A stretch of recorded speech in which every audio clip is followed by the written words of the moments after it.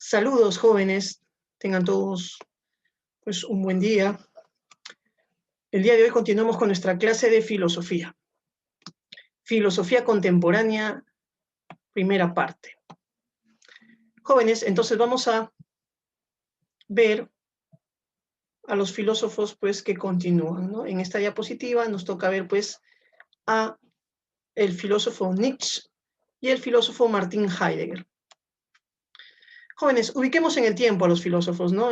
Jóvenes, Nietzsche pues vive en el siglo XIX, ¿no? Es un filósofo contemporáneo de Marx, podríamos decir, ¿no? Es un filósofo, jóvenes, que pues no va a tener una visión de carácter social, sino es un filósofo más individualista, ¿no?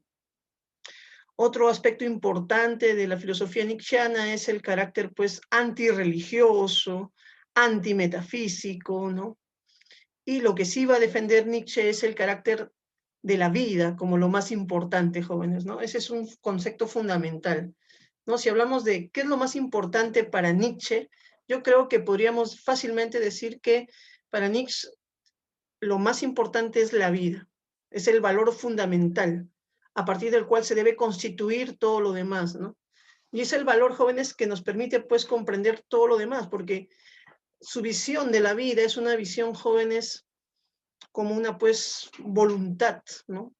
Una voluntad de poder, como dice ahí, que se va desarrollando a lo largo pues de la realidad. Y esta voluntad de poder pues no es racional. Esa es otra característica importante en Nietzsche, ¿no? El concepto que Nietzsche tiene acerca de la vida no es un concepto de vida racional, sino una vida de carácter más instintiva. He ahí su irracionalismo, jóvenes. Esta idea de la vida como voluntad de poder, ¿no? Que es un concepto, jóvenes, que él va a tomar de Schopenhauer, pero con este concepto de la voluntad, él le va a dar una nueva significación, ¿no? La voluntad de poder, jóvenes, es pues la voluntad de perseverar en lo que somos, según Nietzsche, ¿no? Es la voluntad pues de, no de dominio del otro, como se lo ha querido entender, sino la voluntad que tiene todo ser de perseverar en lo que él realmente es.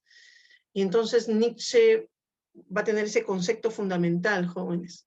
Ahora, ¿qué sucede, jóvenes, para Nietzsche? Lo que sucede es que la sociedad, dice Nietzsche, ¿no? La cultura occidental tiene ciertos valores, jóvenes, que no permiten pues el desarrollo de lo que uno es, sino que terminan pues impidiendo, limitando el desarrollo normal del ser humano. Pues él va a decir la moral, la religión, la filosofía racionalista, las corrientes igualitaristas como el socialismo, ¿no? El cristianismo, son corrientes negativas para la vida, ¿no? ¿Por qué? Porque se basan en una especie de moral de siervo, dice él, ¿no? En valores que van contra la vida, en valores reactivos, que él va a utilizar el concepto, ¿no? Entonces, ¿qué tenemos que hacer? Dice, ¿cuál es el cambio que va a hacer Nietzsche, jóvenes? Nietzsche va a empezar, jóvenes, con una crítica a la cultura y a los valores de la sociedad occidental, y luego lo que él va a promover también como solución a esta crisis es la construcción, ¿no? O el cambio, o lo que podríamos llamar la transmutación de todos los valores, ¿no? Dejar, jóvenes, los valores pues metafísicos y buscar valores vitales. Dejar por un lado la valoración del alma, lo racional, y buscar la valoración del cuerpo y lo instintivo. Dejar pues la moral de siervo, ¿no? Basada en esta idea de que la vida pues es carencia, limitación, ¿no? Y buscar la moral del amo, va a decir Nietzsche, ¿no? De la vida como plenitud, como la vida como autorrealización. Entonces tenemos también un concepto que ha sido fundamental para comprender el pensamiento de Nietzsche, la muerte de Dios, que es un concepto que se le atribuye. Y por último, jóvenes, el concepto del superhombre, ¿no? El concepto del superhombre, ¿no? La muerte de Dios, jóvenes, consiste fundamentalmente en Nietzsche en que esta idea de que el mundo, nuestro mundo, se sustenta en un mundo metafísico, en un ser divino, como es Dios, ¿no? Como que esta idea debe ser superada, dice Nietzsche, ¿no?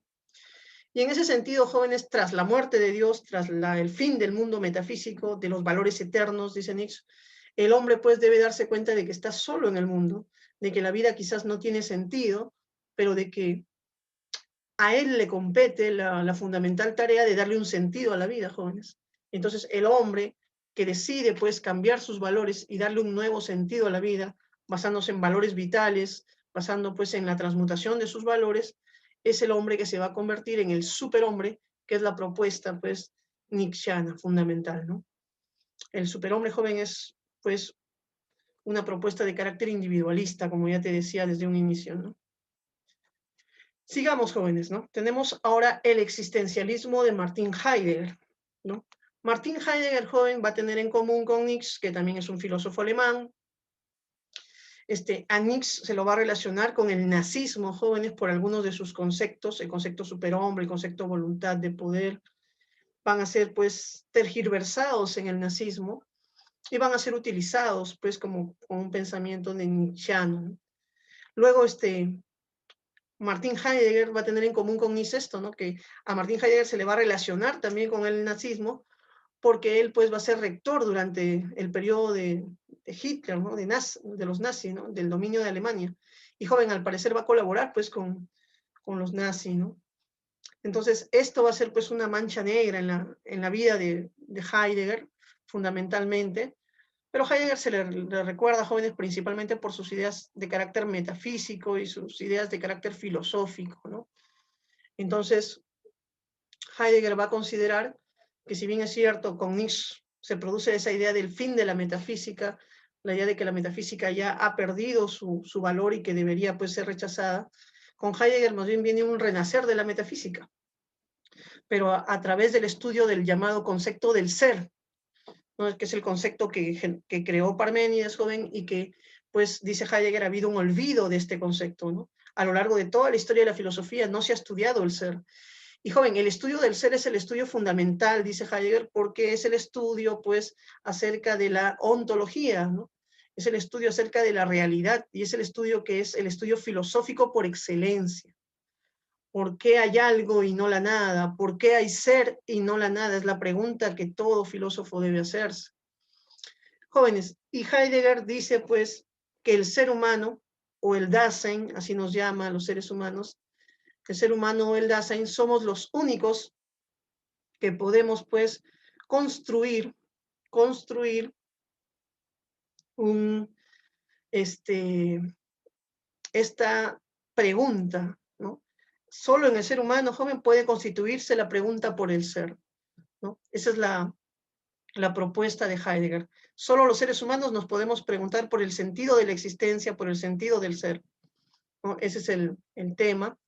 Después, jóvenes, Heidegger, en su análisis del hombre, va a hablar también, pues, de ser en el mundo, ¿no? De que el ser humano, pues, es un ser con los otros, ¿no? Un ser con los demás, ¿no?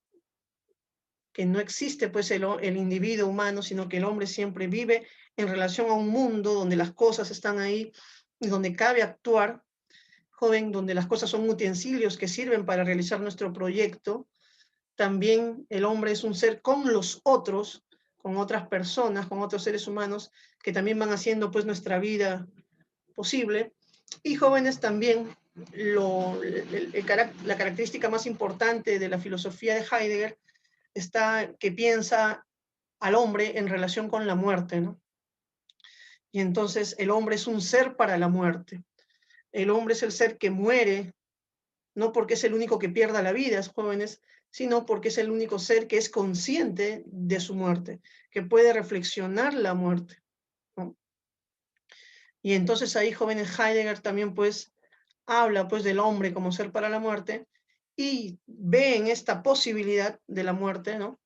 La posibilidad de vivir dos tipos de existencia según reaccionemos frente a la muerte, ¿no? Nuestra existencia será auténtica si aceptamos pues la posibilidad de la muerte e inauténtica si la rechazamos, ¿no? Jóvenes, en ese sentido pues hemos hablado ya de los dos planteamientos de estos filósofos. Vayamos pues ahora sí a lo que plantean pues el filósofo Wittgenstein. Jóvenes, el pensamiento de Wittgenstein, que con él surge pues la llamada escuela analítica, la filosofía analítica, que es un pensamiento que se ha difundido por todo el mundo, jóvenes, termina teniendo dos etapas, ¿no? Dos etapas importantes que se marcan, ¿no? Se habla de un primer Wittgenstein y de un segundo Wittgenstein. A ver, basándonos en esta distinción, hablemos de la primera etapa de Wittgenstein. Jóvenes, lo que va a decir Wittgenstein es que nuestras palabras son imágenes o son pinturas acerca de las cosas. Cuando yo digo la puerta es blanca, jóvenes, estoy representando un objeto que es la puerta y estoy representándome un color que existen en el mundo. Entonces, cuando yo digo la puerta es blanca, estoy describiendo, estoy figurándome una realidad que se corresponde con mi proposición. Entonces, el lenguaje, dice, sirve para expresar las cosas en sus relaciones, para expresar las relaciones que existen entre las cosas. Entonces, el lenguaje cumple una función descriptiva fundamentalmente. Nos dice cómo es el mundo, joven. Por eso el lenguaje es una pintura del mundo. Y jóvenes, como el lenguaje pues describe el mundo, cuando nuestro lenguaje habla de cosas que no existen en el mundo o habla de hechos que no pueden ser corroborados en la experiencia humana, pues jóvenes, el lenguaje carece de sentido, ¿no? Es por eso que el lenguaje y mundo son compatibles entre sí, hasta el punto de hablar de un isomorfismo lógico, dice, ¿no? Entre una proposición y un hecho hay un isomorfismo, dice él. Hay un mismo criterio, jóvenes, una misma forma que une ambas realidades, ¿no? Jóvenes, en ese sentido, pues, la propuesta de la primera etapa de Wittgenstein va a tener una visión verificacionista, ¿no? En el sentido de que el significado de una proposición viene dado, pues, por que exista un hecho o un conjunto de cosas donde se pueda esto probar, pues, ¿no? Donde se concuerde con la proposición, ¿no? Entonces, es un criterio de concordancia entre las proposiciones, deben concordar con los hechos. Ese es el concepto que va a establecer Wittgenstein. Jóvenes, aunque él no le va a llamar así, quien le va a llamar así es posteriormente el neopositivismo. Y también tenemos que, obviamente, jóvenes, el lenguaje perfecto, el lenguaje que cumple este criterio de describir el mundo tal y como es pues la ciencia, ¿no? La ciencia. Esa es la primera etapa del pensamiento de Wittgenstein. Jóvenes, luego tenemos otra etapa en el pensamiento. ¿Qué sucede? No es que Wittgenstein rechazara sus primeras ideas, sino que las amplía, jóvenes. Él pensaba que el lenguaje solo tenía la función de nombrar cosas, de describir los hechos, o sea, la función descriptiva nada más. Pero en su segunda etapa, Wittgenstein se da cuenta de que el lenguaje tiene muchas más funciones. El lenguaje sirve para dar órdenes, el lenguaje sirve para expresar lo que sentimos, joven, el lenguaje sirve pues para hablar sobre el mismo lenguaje. Y entonces, al darse cuenta de que el lenguaje en realidad tiene múltiples funciones, cambia de metáfora, deja de entender al lenguaje ya como una pintura y comienza a pensar el lenguaje como una caja de herramientas. Joder, en una caja de herramientas encuentras un martillo, un clavo, un alicate, un desarmador, encuentras un montón de objetos que cada uno cumple una función según la necesidad del hablante, ¿no? Según la necesidad de la persona. Entonces, lo que va a decir Wittgenstein en esta segunda etapa es que el lenguaje no es una pintura del mundo, sino es una caja de herramientas. Y que como caja de herramientas nos permite, pues, diversas, ¿no? Diversas tareas, diversas actividades que realizamos a lo largo de nuestra vida, ¿no? Joven, si tú quieres, pues, narrar una historia, tienes el lenguaje como una herramienta. Si tú quieres describir una receta de cocina, también puedes hacerlo. Si tú quieres hacer una plegaria, una oración, o enamorar a alguien, tienes herramientas en el lenguaje de cómo hacerlo. Por eso, jóvenes, el lenguaje en realidad es una herramienta de uso social que los seres humanos, pues, tenemos, y que pues hay tantos tipos de lenguaje como formas de vida existen, dicen, ¿no? Eso es algo que Wittgenstein resalta mucho, jóvenes, la relación entre nuestras formas de vida y nuestros tipos de lenguaje. Ya no buscamos en esta segunda etapa el sentido de una oración en su verificación en los hechos, sino que ahora vemos que el sentido viene dado por el uso. Es el uso quien determina el significado de un conjunto de palabras, jóvenes, y es aquí donde va a surgir la llamada teoría de los juegos del lenguaje, ¿no? que son los diversos modos de usar el lenguaje que tenemos los hablantes y que lo usamos según nuestras diversas formas de vida, ¿no? Lo usamos según nuestras diversas, pues, formas de vida a las cuales nos estamos, en las cuales nos estamos desarrollando, ¿no? Entonces, jóvenes, esa es la principal diferencia entre el primer y el segundo Wittgenstein. Diríamos, bueno, para el primer Wittgenstein el lenguaje solo representaba el mundo, solo era una pintura. Por eso perdía sentido cuando ya no reflejaba el mundo. En cambio, en la segunda etapa, Wittgenstein se da cuenta de que el lenguaje es algo más amplio, que el lenguaje es en realidad pues, un conjunto de herramientas cuyo uso social, ¿no?, es el que determina el significado de las palabras. Y por eso en esta segunda etapa plantea la llamada teoría de los juegos del lenguaje. Listo, muchachos, ¿no? Con esto hemos llegado pues al final de esta explicación con respecto a Wittgenstein. Vamos a seguir, jóvenes, hablando después de los otros pensadores que nos faltan a continuación, ¿no? Por ejemplo, muchachos, ¿no?, tenemos también 3 autores aquí que vamos a trabajar, pero vamos a ver uno por uno, jóvenes, pero vamos a ver pues ahí a los 3 también. A ver, vayamos a explicar acá, ¿no? Jóvenes, tenemos pues a los filósofos del neopositivismo, ¿no?, la filosofía de la ciencia. Recordemos, joven, que la filosofía pues surge, esta filosofía de la ciencia surge en el siglo XX, surgen ya con las diversas crisis que se habían dado a lo largo de la ciencia, ¿no? También surge la filosofía, la ciencia, la física de Albert Einstein. Y entonces surgen un conjunto de ideas que comienzan a poner en tela de juicio los fundamentos científicos y comienza a reflexionarse sobre la ciencia. En ese sentido, los neopositivistas van a ser los iniciadores de este tipo de movimientos, ¿no? El Círculo de Viena. El Círculo de Viena, jóvenes, los empiristas lógicos, ¿no? Ahí tenemos a Maurice Schlick y a Rudolf Carnap, 2 de los más importantes representantes de esta etapa. Jóvenes, ellos traen pues un positivismo renovado. Un positivismo, recordemos, es una filosofía que defendía pues la concepción científica del mundo, eso es algo que está claro. Todo positivista defiende la ciencia, pero un neopositivista defiende la ciencia desde una premisa diferente, jóvenes, desde el análisis lógico introducido por Wittgenstein. Entonces, ¿qué son los neopositivistas? Son defensores de la ciencia, son estudiosos de la ciencia, pero que añaden a sus reflexiones el análisis lógico establecido por Wittgenstein. Y a partir de ahí, jóvenes, establecen pues algunos criterios que son fundamentales. Por ejemplo, el llamado fisicalismo, ¿no? El fisicalismo que sostiene que los científicos deben usar únicamente un lenguaje de carácter naturalista, un lenguaje de carácter físico, es decir, referirse a cosas que pueden ser captadas mediante la observación o mediante la percepción. Cosas que estén más allá de lo físico deben ser rechazadas. Y ahí viene el tema de la crítica a la metafísica, que va a ser también una idea importante, jóvenes, en los neopositivistas, ¿no? En los neopositivistas.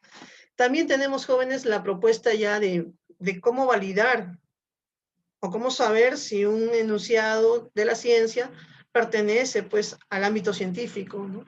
Cómo saber si una hipótesis planteada por un científico corresponde al ámbito científico. Y entonces los neopositivistas, jóvenes, van a acuñar el concepto de verificabilidad, verificación, ¿no?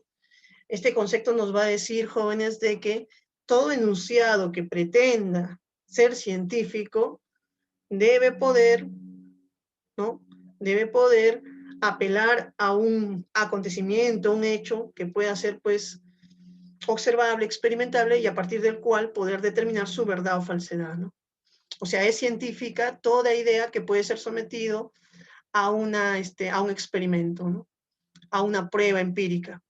Si una idea científica no puede ser sometida a una prueba empírica, joven, carece de sentido y no sería pues ciencia, sino estaríamos hablando aquí ya de metafísica, de metafísica. Por último, jóvenes, los neopositivistas también ponen énfasis en la observación, ¿no?, la ciencia.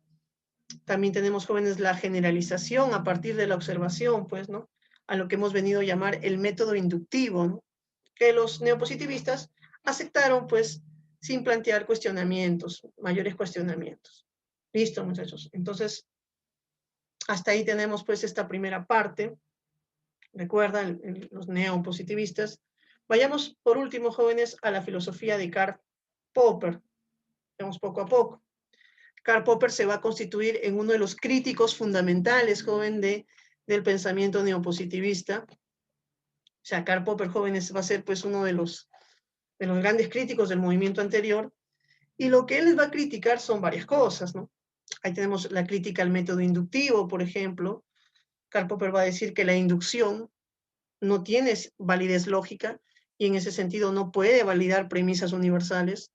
No se puede, en otras palabras, joven, contrastar premisas universales, enunciados universales, a partir de observaciones particulares, ¿no? Esa va a ser la crítica que él va a hacer. La inducción no funciona, la verificación tampoco funciona, porque por más que verifiquemos una teoría, jóvenes, eso no prueba su verdad, sino que hay siempre la posibilidad de que en un experimento posterior esta teoría quede falsada. Es ahí donde Popper, jóvenes, nos va a hablar pues de una concepción que él tiene de la ciencia, que es la llamada concepción falibilista.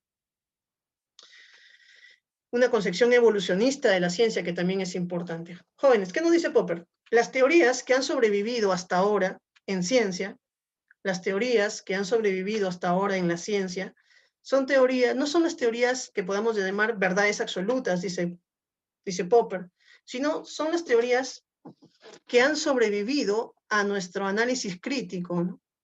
Jóvenes, Popper hace una comparación en uno de sus ejemplos. Él dice, ¿no? Imaginemos que las teorías científicas son como las especies, e imaginemos que la selección natural es como, pues, la investigación científica. Entonces, ¿qué hace la selección natural? La selección natural separa qué especies son más aptas, sobreviven, y qué especies deben desaparecer. Lo mismo hace la investigación científica, dice Popper. La investigación científica debe decirnos cuáles son las teorías más aptas, que a pesar de los diversos intentos de refutarlas, no han sido refutadas, y entonces, por lo tanto, provisionalmente se acepta como ideas verdaderas, ¿no? Entonces, muchas ideas que no han sido refutadas, dice Popper, a pesar de intentarlo muchas veces, pueden ser definidas como verdaderas, pero solo de manera provisional. Entonces, joven, en ciencia estamos hablando de verdades provisionales. Mira lo que dice Popper, eso es algo que no lo había dicho ningún filósofo. Todos pensábamos que la ciencia siempre nos daba verdades universales. No, dice Popper, verdades provisionales. Algo es verdad hasta que sea refutado en algún experimento. Y por eso, joven, su método de él es la llamada falsación. Falsación, ¿no?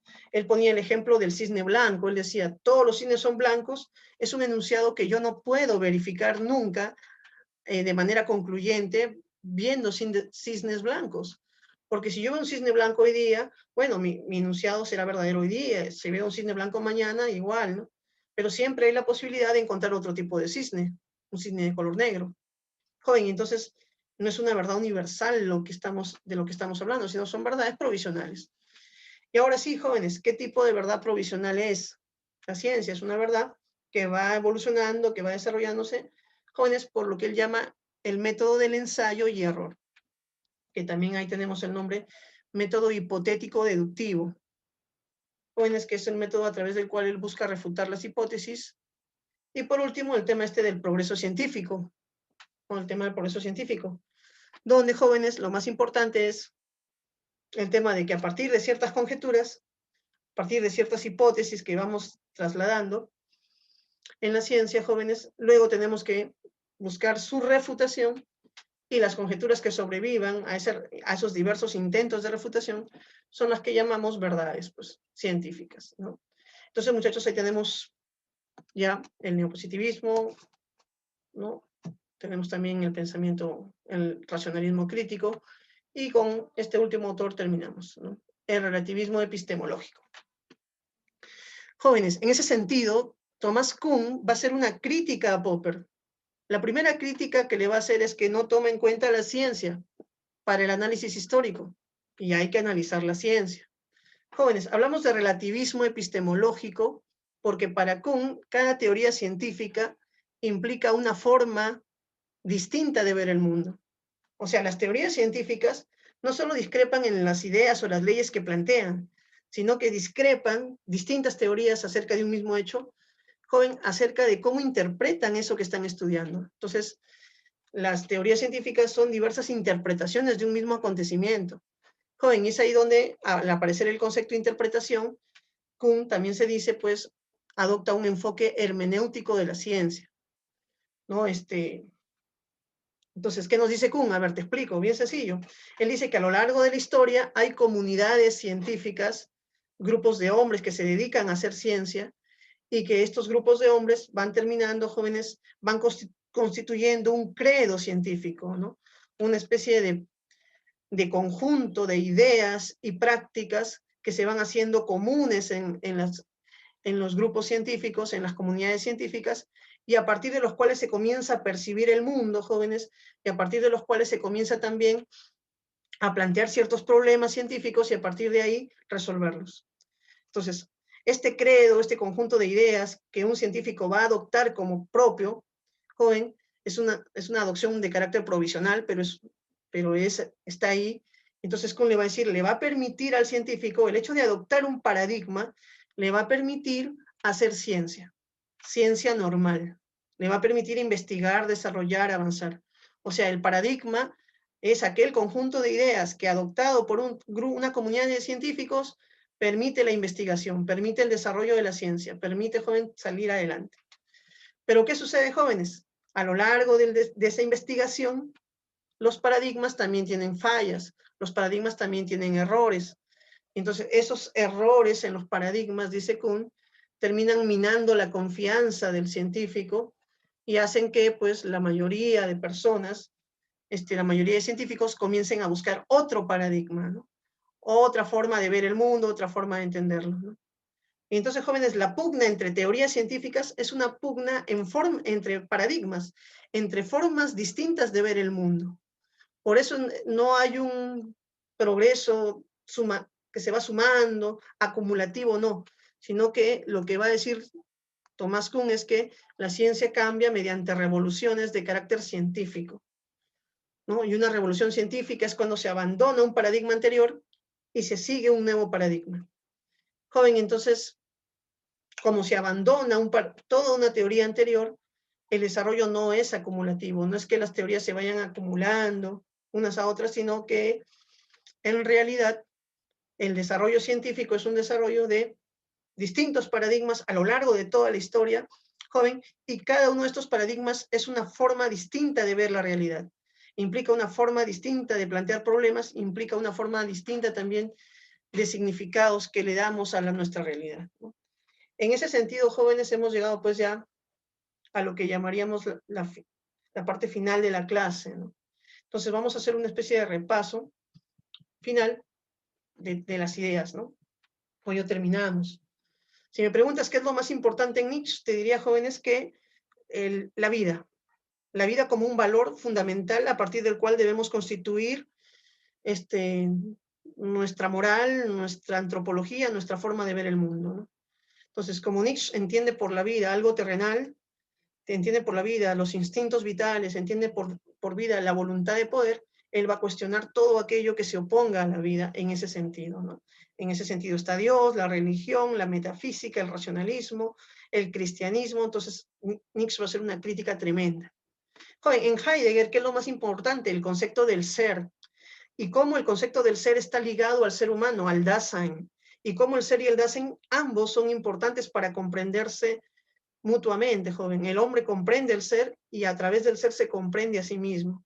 Entonces, eso es fundamental en Heidegger. Y bueno, pues la idea del Dasein también como ser para la muerte, ser con los otros, ser en el mundo también es una idea interesante. Y bueno, las ideas de la existencia auténtica e inauténtica. Joven, en Wittgenstein lo más importante es el análisis lógico. Eso no cambia, ¿no? Fuera de que cambia su concepción del lenguaje en sus dos etapas, él mantiene esta idea de que la filosofía es una actividad de análisis lógico, una actividad terapéutica que busca corregir los enredos del lenguaje, ¿no? Eso es lo que está fundamental en su pensamiento. Jóvenes, y por último, pues, si hablamos del neopositivismo, lo más importante en ello sería su crítica a la metafísica. Ellos realizan, pues, una crítica a las ideas metafísicas, su concepto de verificación y la defensa, pues, del proyecto fisicalista es fundamental, joven. ¿no? Todo lo científico pertenece al ámbito natural, todo lo científico puede verificarse en los hechos, idea central de ellos, mientras que en Popper, jóvenes, encontramos esta idea del ensayo y error como parte fundamental del aprendizaje del ser humano y como parte de la ciencia, ¿no? Entonces, ¿cómo aprendemos? Aprendemos, joven, a partir de ciertos problemas, planteando soluciones tentativas, quizás viendo que eso estaba equivocado, corrigiéndonos, y en ese sentido el racionalismo crítico es una filosofía, jóvenes, que habla pues del progreso por ensayo y error fundamentalmente. Y por último, el relativismo epistemológico, jóvenes, que terminaría diciéndonos que cada teoría científica es un paradigma, es decir, es un conjunto de ideas que nos va a permitir interpretar el mundo de maneras distintas, ¿no? Entonces, los cambios de teorías científicas y los cambios de paradigma no generan un progreso, sino que generan diversas formas de ver el mundo, y estas formas son formas relativas, ¿no? En ese sentido se está hablando de un carácter hermenéutico de esta filosofía de Thomas Kuhn. Listo, muchachos, con eso llegamos al final de esta clase. Espero pues las ideas hayan estado claras, hayas podido comprender parte del pensamiento de esta época. Ya nos estaremos viendo, jóvenes, en una próxima oportunidad, ¿no? Entonces, me despido. Hasta la próxima, jóvenes.